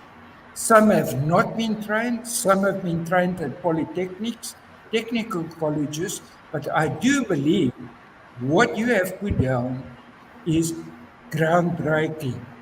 And therefore, I've, I do think we should have another follow up very soon summit. And you know what I'm missing? And when I was VC and deputy VC at two of the universities and in Nigeria, I would always ask the question, and I'm asking you this one. It's not a very popular question, not in the African context, but Femi, where are our young successful mentees on our program today? We want to see them. That's not a request; it's an observation. We want to see our young mentees that have been trained to also not only ask questions but also to contribute. Thank you so much, and thank you for bearing with me. It's my academic freedom and freedom of speech to speak out. Dr. Fahad sometimes become annoyed with me, but you cannot change. You can paint a leopard to become, say, red, but you can never change his nature. So thank you so much. And we still have to work hard, keep working hard to realize your idea of 5 million freelancers in the next 5 years. Thank you, everyone. Thank you so much, Professor My Chris name Jacobs. is Femi It's great Johnson. to I'm the CEO and founder of Sourcing Business. Sourcing Business is an online platform where freelancers and employers of labor are able to connect in order to exchange value. The platform gives freelancers opportunity to be able to create their gigs, showcasing what they can offer to organizations, the solutions they can provide, and especially services they can offer, virtually. Startups are actually looking for skilled professionals like these who are able to help them deliver their job, cheaper, who are able to help them deliver their job faster, and who are able to help them deliver their job with better quality. And these are the capabilities that you found in freelancers. And so Sourcing Business provides a platform where such people are able to offer their gigs so that startups and small business owners around the world can be able to access them to be able to buy their services. On Sourcing Business, we'll All right, we're back. Now, this is African Freelancers Summit. Now, if you're just joining us, thank you so much for joining. Now, you can drop your questions. I'd like to take some questions now while we just, okay, Decent Acker from Port Harcourt. Thank you so much for joining us in today's conversation. Olutayo, how do you solve the problem of accepting payment in Nigeria from foreign organizations? That's coming from Olutayo Durodola. How do you solve the problem of expecting payment in Nigeria from foreign organizations? Do you want me to respond to that? Olutayo, Femi, you want to respond to that? Yes. Okay. Thank you, Lutayo, for the question. On Sourcing Business, you don't receive your payment directly from the client. The platform do all of that for you. So we have our facilities available on the platform to receive money anywhere in the world. So for those of you who are working locally, maybe from Nigeria or any other part of Africa, easily we can fund your account once the job is delivered. Okay. So mainly we work with international, clients through PayPal. Okay. Thank you. Olutayo, I Femi, hope that answers the question. Ms. Bank, I think this is a very important question because money is what is driving many of our freelancers.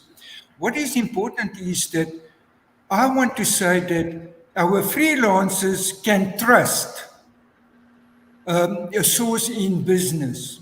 Their accounts are being audited. I won't allow myself to be part of a organization that has not a reputable standard accountancy practice in place, and that I can assure you is in place. We as external mentors will also see to it that the books are audited annually and a report will be presented. So be rest assured your money will be free. Money comes into a country via a SWIFT account. So sourcing business will have a Swiss account coming in to their account. And the main thing of the SWIFT account is for FICA purposes, control of information. What does that mean? Government, and especially in Nigeria and South Africa, will want to see if the company that is receiving the money or the companies that have been given the opportunity that payments must be made are paying tax. That's the reason. But a wonderful question. I think that we still have to discuss this one, Femi, in depth. And it will be part of your, let's say, your presentation so that our mentees can understand that we are professional persons, but we are also doing business ethically. Thank you so much, Professor Jacobs, for your thoughts on that. We have more questions. So this one says, please, I need your help in that. Thank you. Henry Osai, you need to rephrase your question. When you say you need your help, you need help in that. What do you mean exactly? What do you need help in? Do you need help in registering?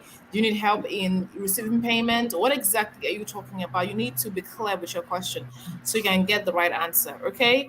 Chisum Osuji from Lagos, thank you. Yusuf from Ilorin, thank you. Ibrahim, I see you. Bitcoin, I see you as well. There's a gold. Precious, okay, gold, however you decide to address yourself. I say you, thank you so much for calling. Humphrey said in Nigeria, Africa freelance package or contract are sometimes substandard.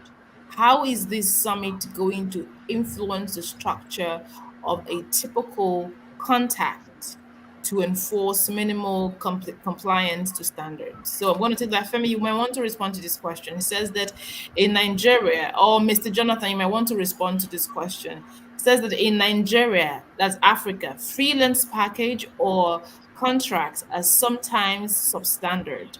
Now, how is the summit going to influence the structure of a typical contact to enforce minimal compliance to standards?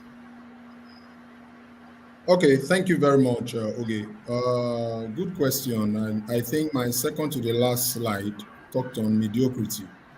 Yeah. And it's a major, we hear this phrase about of course, my base is Lagos, Nigeria. And you hear this phrase about saying Nigerian standard. And that's not correct. It's something we invented ourselves to give ourselves room for mediocrity, because I call it mediocrity. Why would the world, there's a global standard that is out there, and why do we want to limit ourselves? Why is our benchmark for excellence so low? It's not that we don't have the skill, the competence, the personnel who can actually deliver world-class jobs or world-class gigs, because if you look at it, those same Africans or those same Nigerians put take them from Nigeria or Africa and put them in the UK, in Canada, in America, they succeed. But there's no room for excuses. So why do we want to give ourselves room for excuses in Africa? And I believe that he said, how would the sourcing business? I believe with the driver of this sourcing business, Mr. Femi, and of course the team around him, they want to change the narrative, because if you look at it, upskilling 5 million African freelancers in 5 years is a bold vision. And I believe that with the cohorts, with the level of training, with the level of skill impartation that is being done with the different cohorts, with the level of faculty that is being sourced to make this program a success, we can see that everything is we are raising the bar for excellence in Africa. We are raising the bar, and we believe that we want to change the narrative that Africa would not be known for mediocrity. We want to change the narrative that Nigeria would not be known for mediocrity. When you talk about excellence can't come from Nigeria. Excellence can't come from Africa. That is what sourcing business is trying to do. So for anybody who is thinking of coming in on the program, whether you are still on the fence or debating it, just be rest assured that when you come into sourcing business, you are going to get world-class training. Whatever field of endeavor, whether you want to be a generalist or you want to be a specialist, you can get those world-class training from sourcing business. And of course, sourcing business is training you so that you can go out there and in the training you've received to go out there and also give out world-class jobs. So I don't know if that answers the question, or whoever who asked the question, but be rest assured that sourcing business is here to stay, and quality is the watchword for sourcing business. Quality and value. Thank you. Excellent. Thank you so much, Mr. Jonathan, for that. We also have another question here. It says, what criteria does sourcing use to onboard freelancers? Now, I'm going to respond to that question. It's pretty Nathan Clifford. Now, there's no exact criteria. All you need to do is to be efficient in your skill, to have that skill that you want. And you get on the sourcing business platform, build your profile, whatever it is you've done, build your profile, fill the form all for free. And there you begin to receive contacts and contacts from employers. That's all you need. There's nothing else. You don't need any special criteria. All you need to do is to be good at what you do. Of course, you know that if you're not good at what you do, if your skill is not up to, if your skill is not what your employers are looking for, you are going to be shortchanged because they're not going to contact you the next time. It will also mean that when they decide to contact you for a job, you wouldn't deliver an excellent job. That's all you need. Okay? So you need to be efficient. Now, if perhaps you have a problem with that, maybe you don't excellently skilled enough. Well, there are courses on learning pathways on sourcing business where that can be done for you free of charges, where you get to learn what you need to learn to be efficient. I hope that answers your question. Okay. Ayola Abdulafiz from Gombe, thank you so much for joining us. If you have more questions, please feel free to drop your questions so that our guests can respond to them. Henry, you have not rephrased your question. It would be great for you to rephrase your question so that you can get the appropriate answer to them. Let's just see. Okay, this person here says, how is insurance cover for freelancers instituted to ensure compliance for freelancer and the client? Humphrey, I might need you to rephrase your question. However, Mr. Jonathan, do you want to respond to that question? He said, how is insurance cover for freelancer instituted to ensure compliance for freelancers and the clients? It's a good question. I honestly I want to hear Mr. Goswiggle, his thoughts on that. I know Mr. Goswiggle is an insurance expert. I would love to hear what he has to say on that. Okay. Okay. If I get the question well, he's asking how will freelancing insurance come to play. No, Now, this is how what is really happens. how insurance will cover freelancers instituted to ensure compliance for freelancers and clients? Basically, insurance. How insurance will cover freelancing. Yeah. I thought you will have asked the other way, because the whole idea of, as a freelancer, two things you can really do. One, you can have a personal accident insurance, or you can have a group, a life insurance on yourself. Because basically what you want to do is to ensure that at any time you're going out, you are covered. Whatever the risk of accident that happens, there is a compensation for you. Also, again, on the life insurance, like we always tell people, it's a savings. If nothing happens within a specific period, your dependents are given a lump sum, or you yourself, if you survive that period, you are given a lump sum, depending on the type of insurance that you are really buying, or you are purchasing, or you want. Let me put it that way. Okay. I hope that answers his question, because I would have thought that he would have asked the question of how he can have an opportunity to work in an insurance company. I thought that would have been his question. Okay, Mr. Humphrey, if that answered your question, that'd be great. But if it doesn't answer your question, then I need you to rephrase your question. And that was it. You need you to rephrase the question so that you can get the right answer to the question. Just make it very simple, very straightforward. Okay, so that it's very direct. Okay, Ebenezer Gundele says the freelance can only be effective in Nigeria if we have steady power supply and good network providers. Okay, Ebenezer Gundele. All right, Mr. Jonathan, I am sure you want to comment on that. I'm sure you want to comment on that. You saw me smiling. It's a major challenge. The major challenge. Power in this part of the world, especially Nigeria.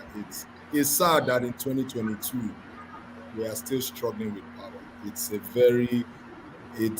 I believe that if we don't get power right, because the world is a 21st century economy, 24-hour economy. Without power, we are joking. We are absolutely joking if we think we are just going to enter the 21st century economy. We can't solve power.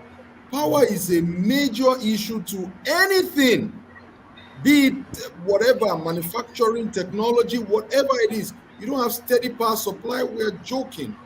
It's a big joke, and it's quite sad. I just hope that in the not so distant future we are able to, maybe not 100%, but at least solve this power issue, because this power issue has been maybe since the time of independence. It's sad. We are going to be 62 years old in October the 1st, and we are still struggling with power issue 2022. Benin Republic and Togo, little countries close to us, they've solved the power issue. Ghana, that is just the position of Lagos, has solved the power issue. We are talking about power.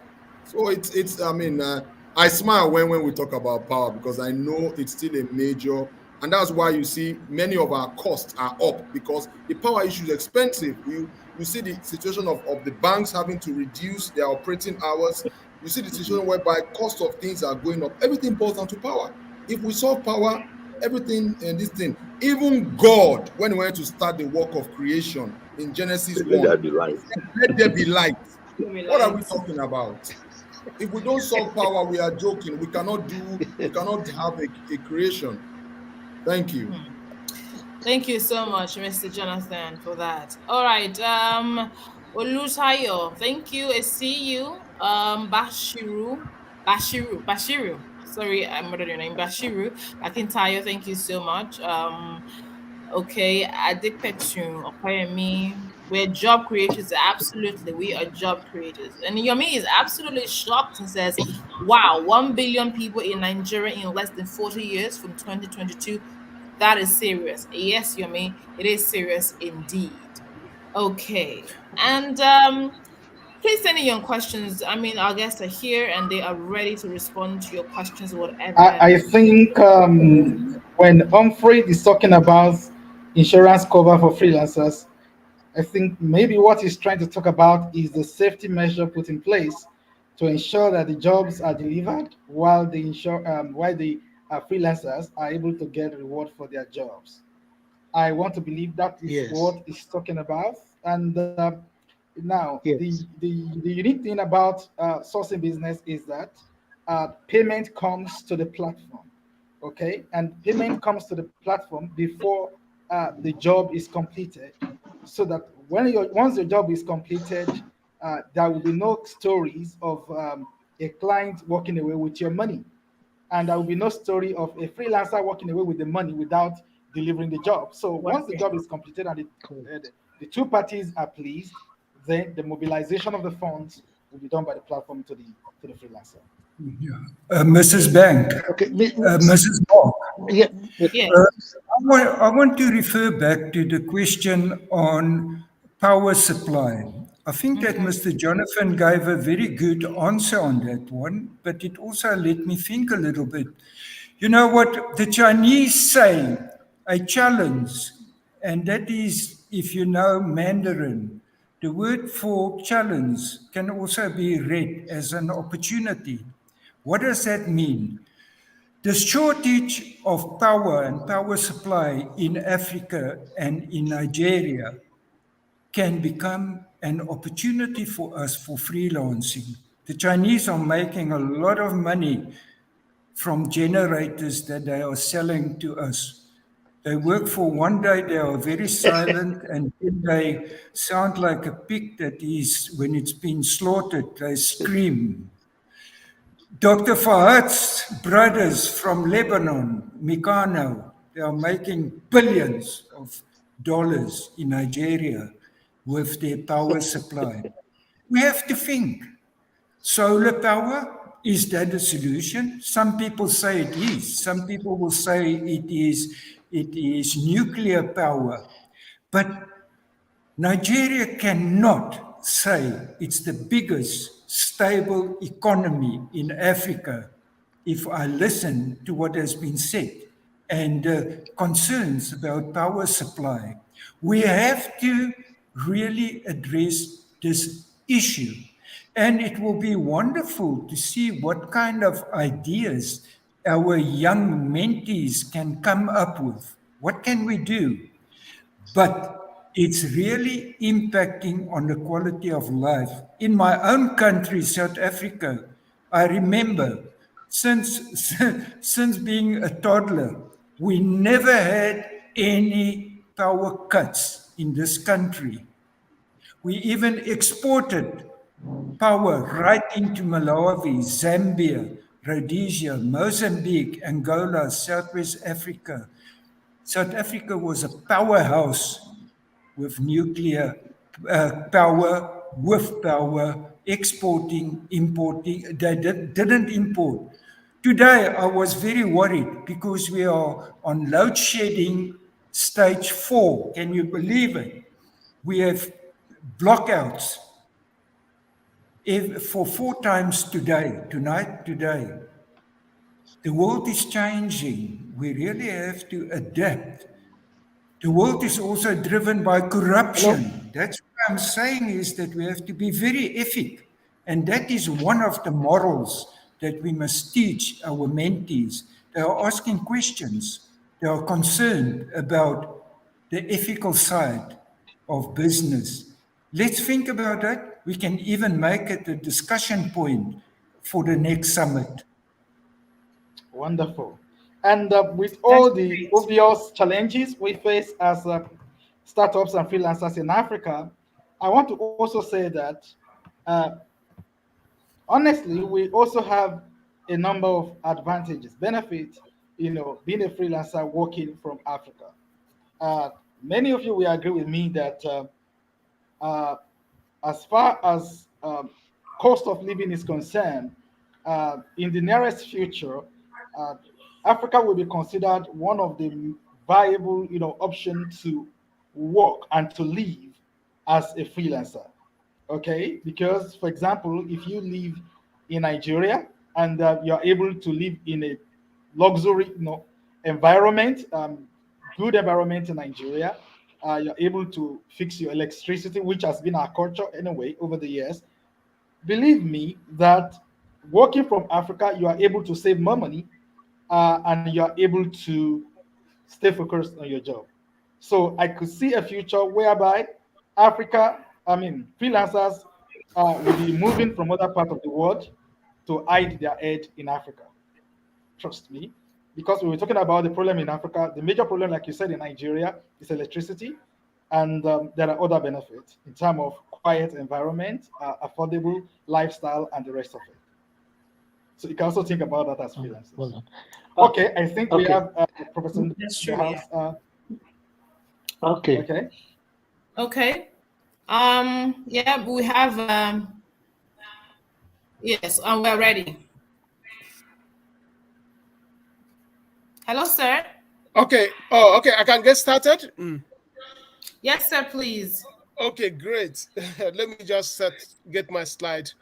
Thank you so much. And just a minute, please. And While he gets this, I'm just going to do a quick introduction. The person we're expecting to speak to us right now is Professor Ndubisi Ekekwe. He is the lead faculty at Tekede Institute. Now, he also is very interesting. He also invented and patented a robotic system, which the United States government acquired any rights. Now, he holds 2 doctoral and full master's degree, including a PhD in engineering from Johns Hopkins University.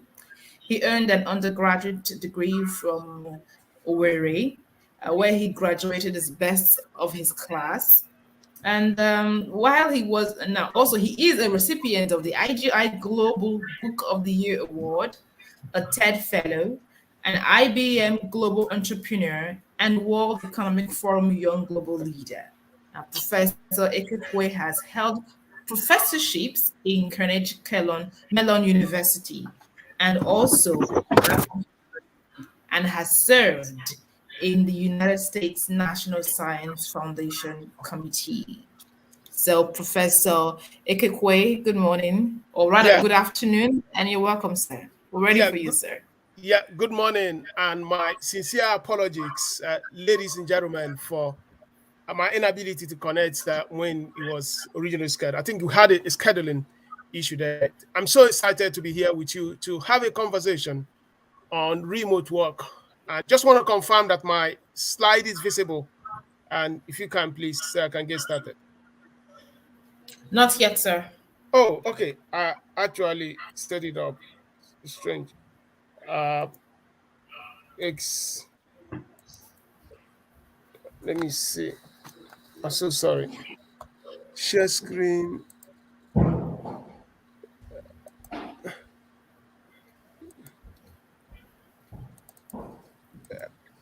Please confirm you can see it now. Not yet, sir.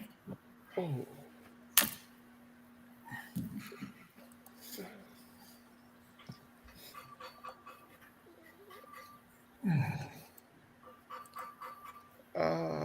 Share screen.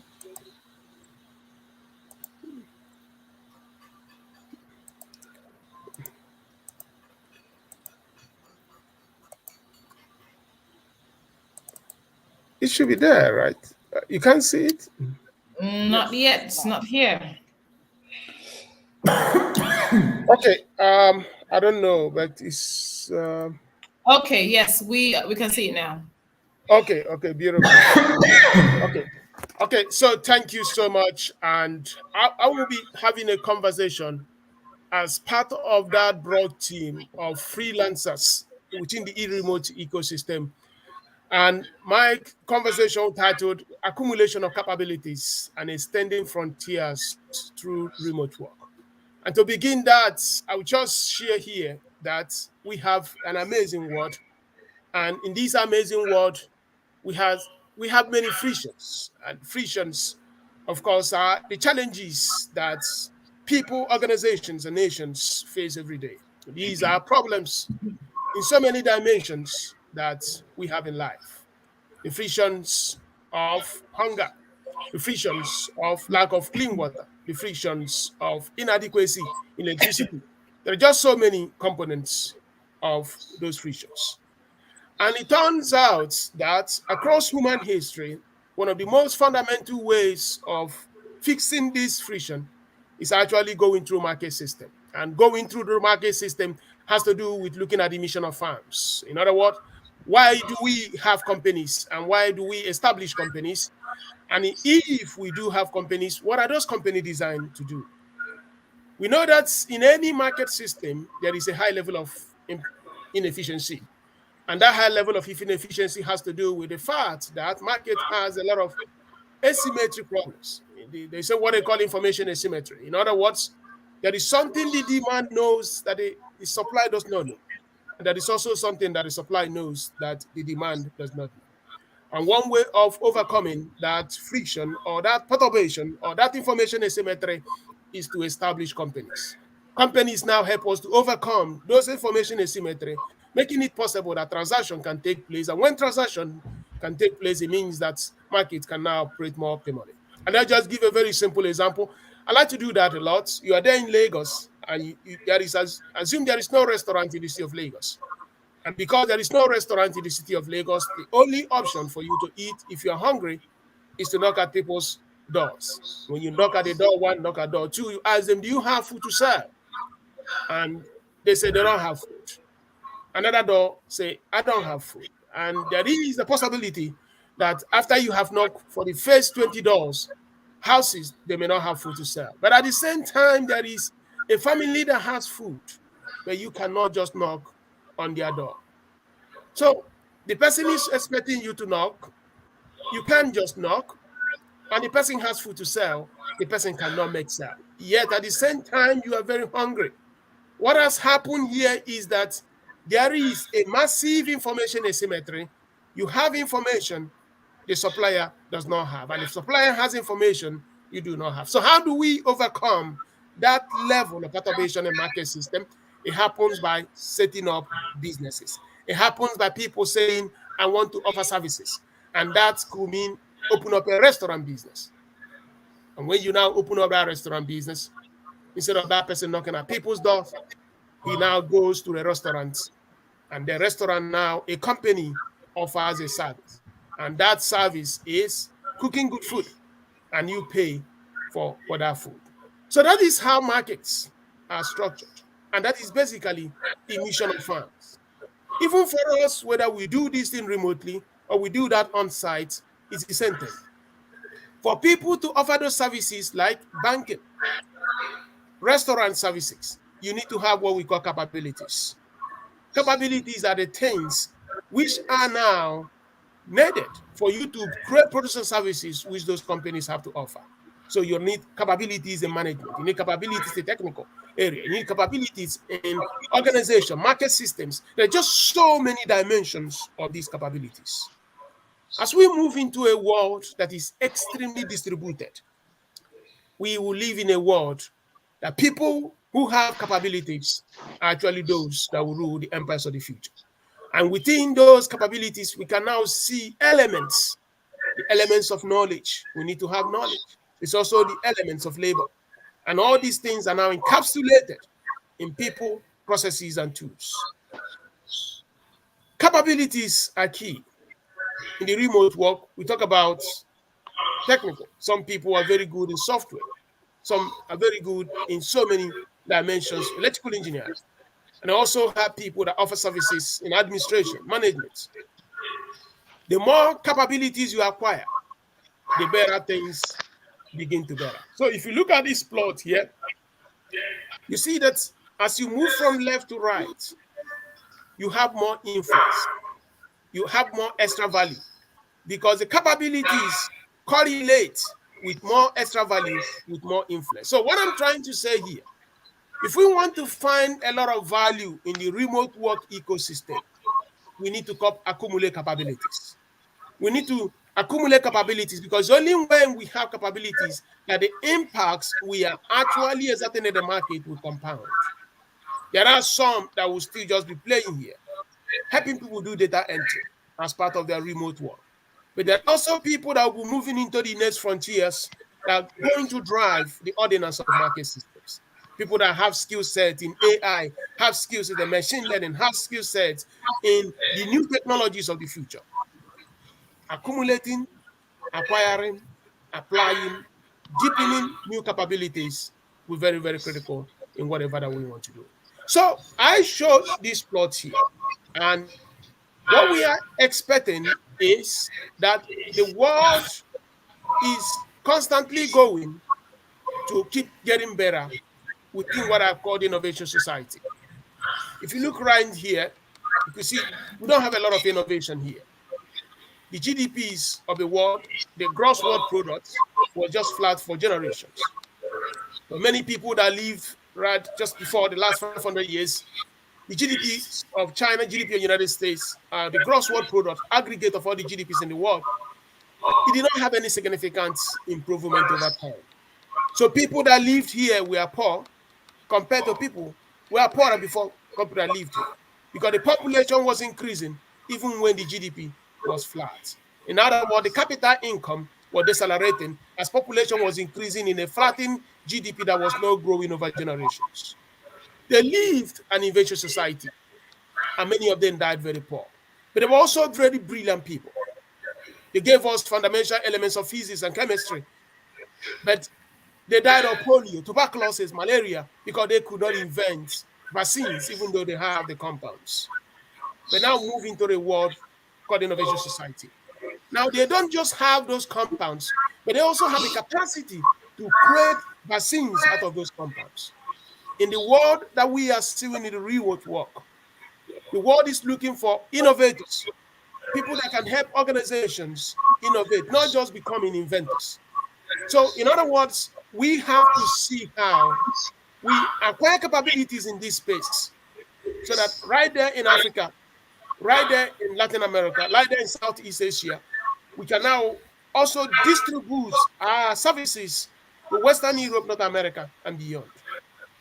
The beautiful things that are coming in future are also going to be huge. Because this is the wave one of the innovation society. We have artificial intelligence autonomous system coming. People that acquire skills here, they are going to see a very, very huge emerging future. So I believe that remote is going to be a part of our future. And building, acquiring, deepening capabilities in anything that we do is going to be exceedingly very, very critical in whatever we do. And it is going to affect practically every sector of our industrial system. We're going to see the impact in healthcare services. There are so many young people in Lagos that are helping organizations in the United States to manage healthcare data. There are so many of these fintech companies that are stationed in Nairobi, and they are serving people all over the world. You can also look at education. So these things are going to be unbounded, but you can only participate only when you have capabilities. And I want us to go back to see that the impact is huge when you acquire and accumulate more capabilities. You need to move right, because the more capabilities you acquire, the more extra value that you can capture. It's not just about saying I'm doing remote work. It's about doing remote work at the upstream. I have used a terminology that is very common in Nigeria. We say the downstream sector and the upstream sector in the oil and gas. The downstream, they don't have a lot of value. But the upstream is where you have ConocoPhillips, Shell, ExxonMobil. They capture extraordinary level of value. So we can move here from here. And the more we move here, the more impact we can create at the global arena. So our world is unbounded and unconstrained, because it's all about local. You are global and you are local at the same time. And only when we have capabilities that we can now become critical remote elements in connecting into the prosperity of nations, irrespective of the geography that we are living. And I want to challenge us.